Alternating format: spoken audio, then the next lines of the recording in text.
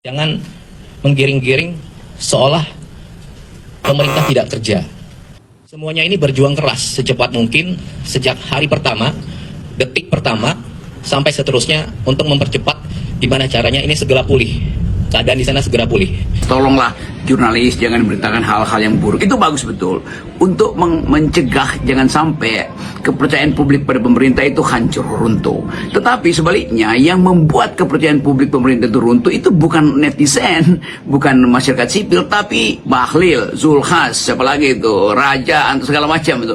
Jadi mereka sebetulnya mesti ditegur karena mereka lah yang memburukkan persepsi pemerintah kan. Jadi netizen tidak mungkin dicegah untuk memberitakan hal-hal yang buruk. Netizen pasti akan memberitakan hal yang baik bila tidak ada hal buruk yang mendahului atau bahkan melampaui berita baik itu kan.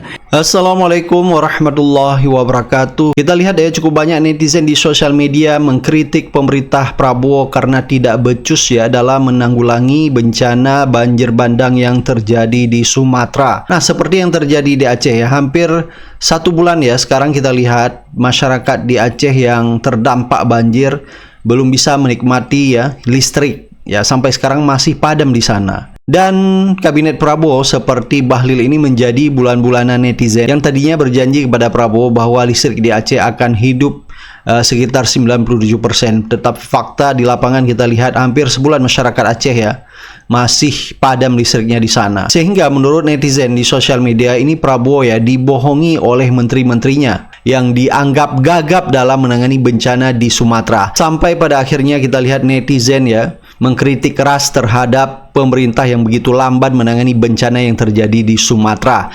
Dan Rocky Gerung juga mengatakan pemerintah mulai gelisah dengan berita negatif terhadap pemerintah Prabowo. Nah, sampai sekretaris kabinet Teddy Indrawijaya ikut emosi ya menanggapi berita-berita negatif terhadap pemerintah Prabowo. Itu fakta memang yang harus diterima karena kita lihat ya banyak relawan-relawan yang justru terjun ke bencana yang terjadi di Sumatera maupun di beberapa daerah lainnya seperti di Aceh begitu tanggap terhadap bencana atau musibah di sana. Bahkan seperti Ferry Irwandi ya dengan idenya menangani ekonomi yang terjadi di Aceh Tengah atau di Takengon ya, yang tadinya mengantar bantuan yaitu melalui pesawat ke daerah terisolir seperti Aceh Tengah dan pulang membawa yaitu cabai hasil dari perkebunan di Aceh Tengah, sehingga ini membantu ekonomi mereka yang terdampak akibat banjir bandang. Tetapi kalau kita lihat pemerintah tidak pernah bisa berpikir seperti ini. Di masyarakat menilai ya pemerintah justru ketinggalan dengan relawan-relawan yang justru banyak memberi nilai positif terhadap perekonomian di daerah Aceh Tengah ini. Baik ya, coba kita dengar beberapa komentar netizen ya di sosial media. Saya harus bilang demikian, lambatnya kita dalam hal ini pemerintah dengan segala hormat untuk penanganan bencana setidaknya yang ada di Aceh membuat 3 minggu sudah berlalu tapi ternyata masih banyak wilayah yang bahkan masih berusaha untuk mendapatkan logistik dasar yaitu beras. Sehingga kalau di Takengon di Aceh Selatan karena mereka punya basisnya kan adalah perkebunan kan gitu ya. Jadi mereka punya hasil cabai, mereka punya kentang. Akhirnya mereka turun. Mereka turun dari gunung memikul cabai, ubi, apa yang mereka punya dan sampai di bawah. Iya ya, ini posko-posko tempat memasak itu terbatas sekali, hanya bisa menanggung 400, 300. Ya udah deh kita jalan yang terdekat kayak gimana? Aksesnya adalah ke Lok Sumawe. Kita jalan ke Lok Sumawe untuk menjual cabai kita. Orang-orang di Lok Sumawe juga akhirnya kami hanya bisa membeli semampu kami. Kan logikanya kan begitu ya Bang. Sehingga ketika satu relawan sebutlah datang ke Aceh Tengah punya ide, punya gagasan untuk gimana kalau cabai-cabai di sini kita jual di luar Aceh. Ini aneh Bang.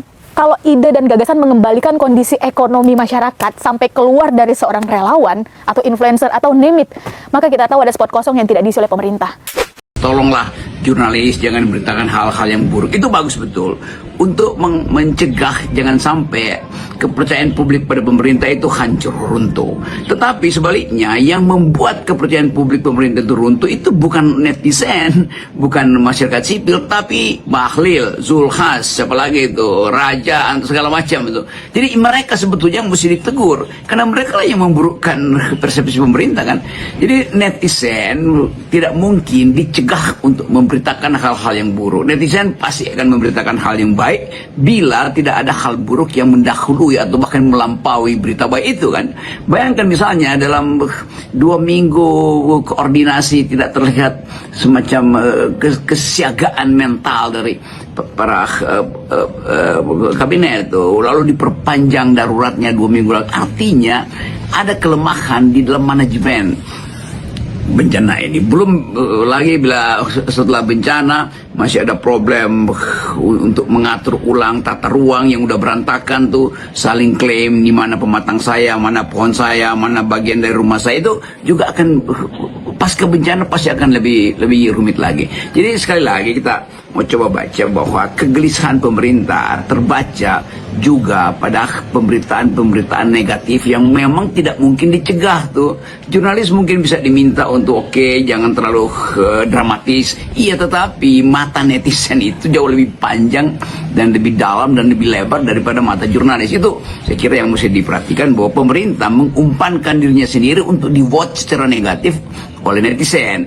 Jadi betul bahwa kita ingin supaya ada semacam kesepakatan untuk menyelesaikan dulu problem-problem teknis di lapangan, tetapi problem-problem etis justru dihasilkan oleh para pembantu presiden. Dan yang paling efektif sebetulnya ditunggu oleh publik adalah siapa yang akan in charge dalam soal-soal semacam ini. Dan itu yang menunjukkan bahwa kepemimpinan kabinet sampai sekarang ini belum bisa memberi sinyal bahwa mereka mengendalikan keadaan tuh. Dan tidak mungkin terus-menerus minta informasi pada presiden. Jadi mesti ada satu orang yang in charge dalam soal ini nih, siapapun menterinya tuh, yang setiap hari bisa diakses dan memberi penjelasan yang jujur tuh. Apapun kita membutuhkan orang yang mampu untuk menerangkan secara maksimal apa yang kita butuhkan sebetulnya, apa yang bisa diharapkan dari pemerintah. Nah, semua itu belum terlihat. Jadi tetap kita masih meminta kejelasan atau sebut aja keteraturan informasi yang dihasilkan oleh diskursus yang tertata di kabinet. Berita baiknya teman-teman, per hari ini kemarin sudah ada pesawat kargo yang mengangkut cabai dari Bener Meriah dan Pakaingon di Bandara Rembele menuju ke Jakarta. Jadi pesawat itu datang dari Jakarta ke Rembele, balik lagi ke Jakarta. Artinya hasil panen dari para petani di Rembele dan Bener Meriah itu sudah berhasil dibeli. Tengah dari planning kita ini. Dan sekarang gue sama tim Kita Bisa dan para relawan lain juga lagi bergerak untuk membuka kerjasama, entah itu ke pengusaha-pengusaha cabai, pengusaha komoditas lain, misalnya pengusaha kargo. Kayak gimana mekanisme ini bisa berjalan sesuai dengan gagasan dan sistem yang kita punya. Dan semoga ini akan menjadi berita baik selanjutnya gitu loh.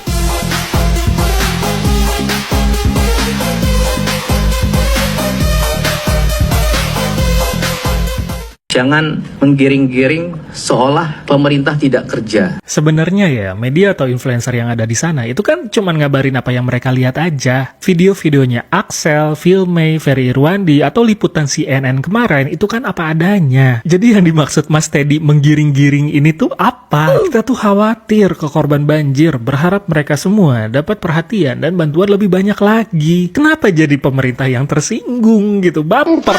Jatuhnya kayak malah kitanya gitu, rakyat-rakyat yang dikritik sama pejabatnya sendiri. Kebalik udah. Di preskon kemarin juga ada sesi curhatnya. Anggota saya kehujanan tengah malam lah. Kenapa jadi self-centered anjir? Kalau ada bencana, ya fokus utamanya ya korban. Emangnya korban gak kehujanan, kedinginan, kelaparan, kesakitan? Sumpah ya, komunikasi publik pemerintah tuh aneh banget, Cok, dari kemarin. Bilang listrik 93% udah menyala lah. Bilang bantuan dari Malaysia gak seberapa lah. Absolut sinema. Gak perlu digiring-giring juga ntar blunder sendiri. Katanya bijak, katanya jangan menggiring opini seakan pemerintah tidak bekerja. Wahai Tuhan, izinkan kami bertanya pelan-pelan, siapa sebenarnya sedang menggiring opini? Yang katanya 50 helikopter sudah dikerahkan terbang 24 jam di langit Aceh, seperti yang dikatakan dalam TV itu, dan ternyata itu adalah, maaf, mungkin itu hanya bacot, atau dia hanya terbang 24 jam di atas kertas laporan. Siapa yang katanya itu? Yang siapa yang berkata listrik sudah menyala 100% di tanggal yang diumumkan, namun pada faktanya setelah itu warga masih hidup berminggu-minggu dalam gelap, anak-anak masih berjalan dengan tangan dijulur ke depan sebagai ganti matanya? Siapa yang mengatakan itu? Listrik menyala.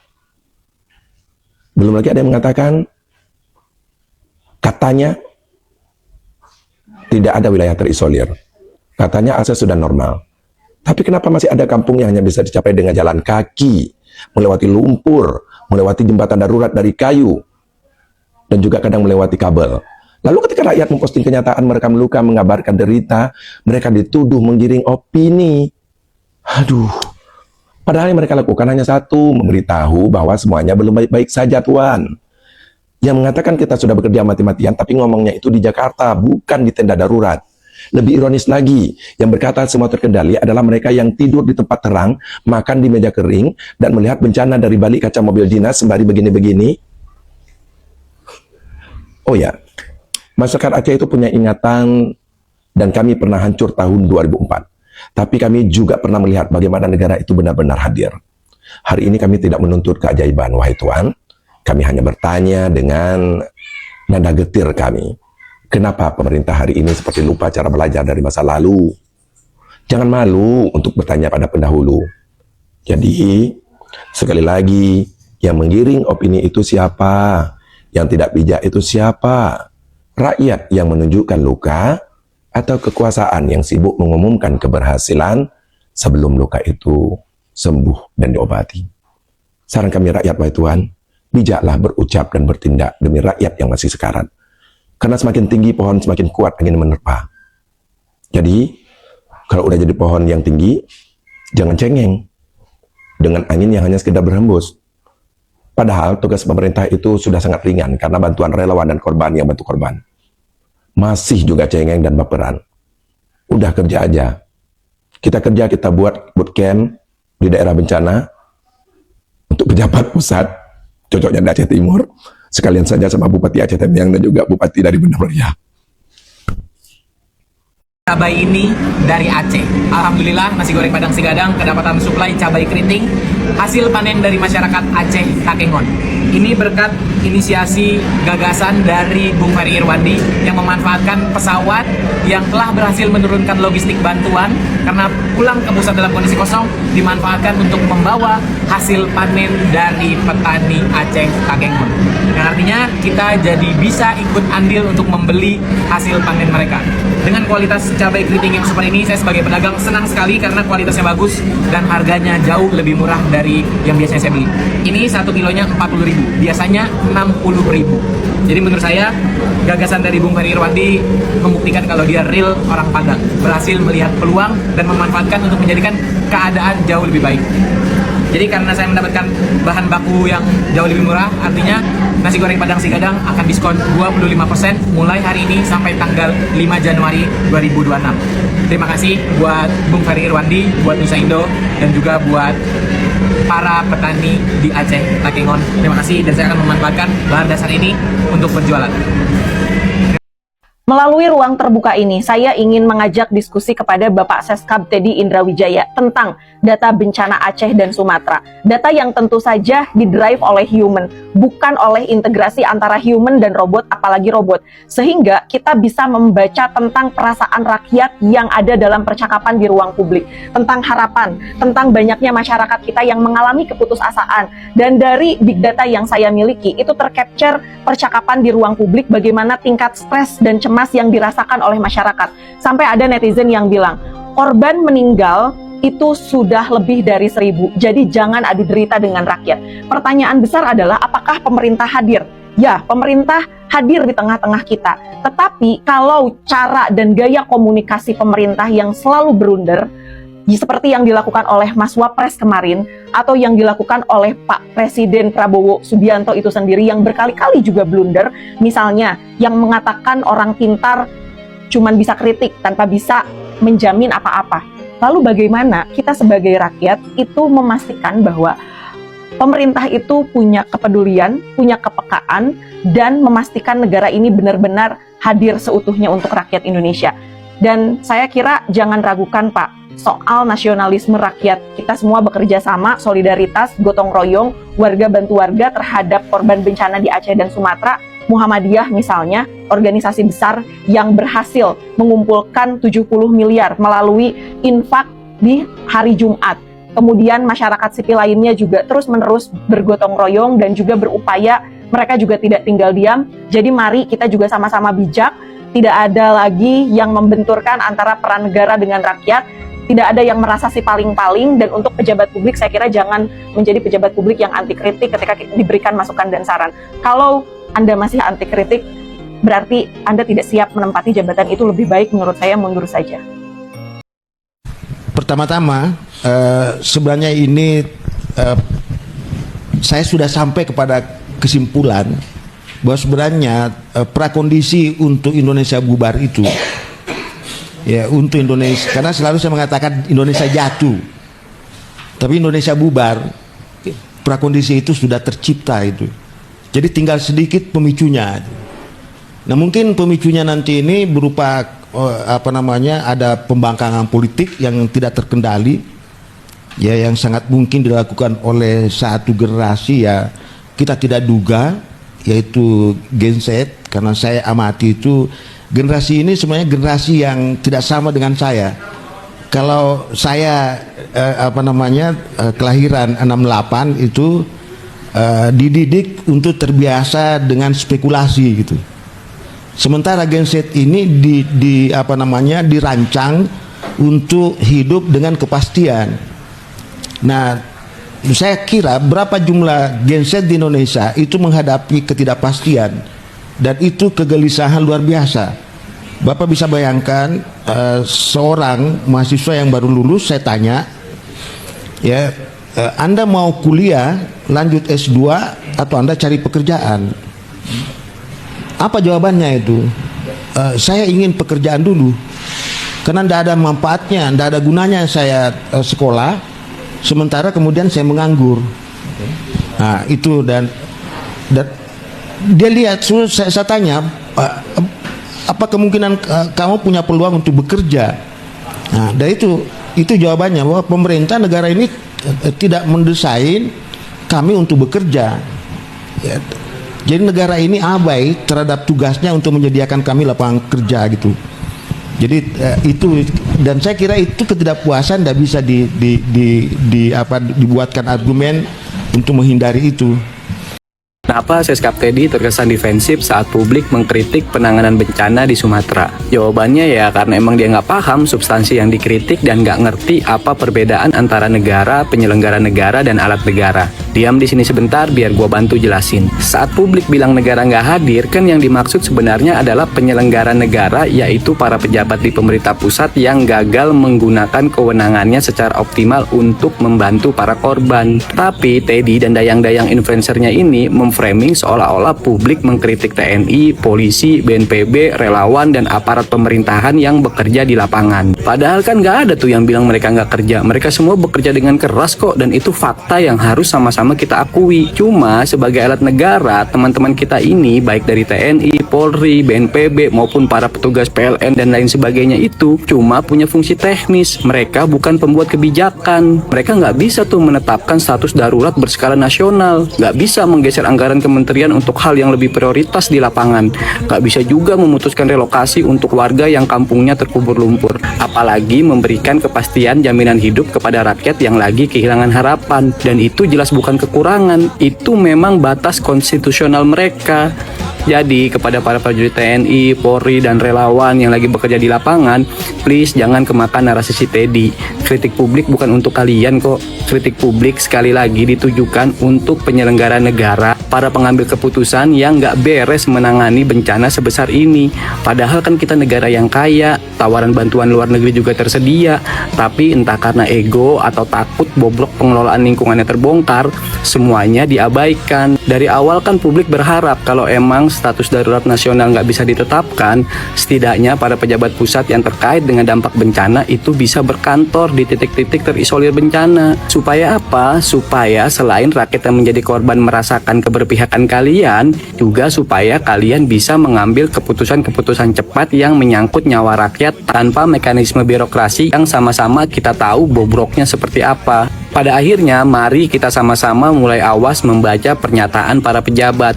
Jangan sampai kekecewaan publik mereka manfaatkan untuk membenturkan kita sesama rakyat dan aparat bawah. Sementara sistem yang menghisap kita semua justru terus dibiarkan dan dinikmati segelintir kalangan. Jadi menurut kalian...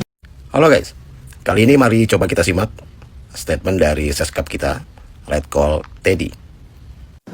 Jangan menggiring-giring seolah pemerintah tidak kerja, petugas-petugas di lapangan tidak kerja. Kalau ada di antara saudara-saudara yang dianugerahkan Tuhan punya pengaruh, entah itu kecil atau besar, dan punya kemampuan untuk berbicara panjang lebar, gunakanlah dengan bijak. Bukan sebaliknya, memperumit. Sampaikan pernyataan dan pertanyaan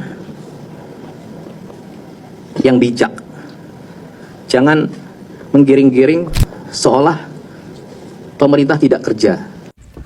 Ya, jadi di video ini kita melihat ya Letkol Teddy sampai berbusa-busa mulutnya itu curhat ya soal kekesalannya karena banyak orang yang berkomentar gitu ya, menggiring-giring opini seolah pemerintah nggak kerja. Lalu juga soal kenapa nggak ditetapkan sebagai bencana nasional. Ya, soalnya dia mengatakan nggak perlu karena sudah sejak awal sudah ditangani dengan skala nasional. Ini nggak bisa membedakankah seorang Seskap soal penetapan status bencana nasional dengan penanganan berskala nasional? Ini deh, soal ini dulu deh, soal bencana status bencana nasional. Dulu ketika ada gempa di Lombok, kabut asap gitu ya, itu Prabowo dan Gerindra itu bersuara keras menuntut pemerintah untuk menetapkan sebagai bencana nasional. Lalu sekarang kenapa bencana Sumatera yang jauh lebih besar bahkan ini kok mereka anteng-anteng saja bahkan menghindari status bencana nasional ini? Ini kan jadi pertanyaan. Yang kedua soal menggiring-giring opini yang katanya malah bikin rumit gitu loh. Banyak orang yang berteriak saja, pemerintah segini lambannya bekerja. Gimana kalau semuanya diem-diem anteng saja? Jangan-jangan bencana ini malah nggak diketahui oleh kita semua. Karena kalau kita dengar banyak yang bercerita ya, sejak awal kejadian tanggal 26 itu, hujan beberapa hari dari 24, 25, 26. Lalu 26 terjadi banjir, air naik, pohon tumbang, rumah mulai hanyut. Dan saat itu apakah ada pemerintah? Yang nggak ada. Yang ada adalah rakyat bantu rakyat, tetangga bantu tetangga. Lalu 1-2 hari mulai datanglah relawan lokal gitu ya. Lalu kemudian beberapa hari kemudian lalu relawan ini merekam video lalu mengupload ke media sosial. Nah barulah beberapa hari kemudian para pejabat datang tuh. Ada yang manggul-manggul beras, ada yang pakai rompi hati peluru, nunjuk-nunjuk kali, dan masih banyak lagi lah. Jadi siapa yang menggiring kalau pemerintah tidak kerja gitu ya? Masalahnya begini sih ya, kita nggak pernah bilang pemerintah nggak kerja. Tapi masalahnya adalah apakah pekerjaannya optimal, tepat sasarankah, terorganisirkah gitu ya. Ini kan yang jadi pertanyaan, yang jadi bahan teriakan orang-orang ini. Karena banyak sekali, kalau kita lihatlah, coba ubah kacamatanya, point of view-nya, jangan dari pemerintah atau dari Seskap Teddy, tapi dari kacamata korban.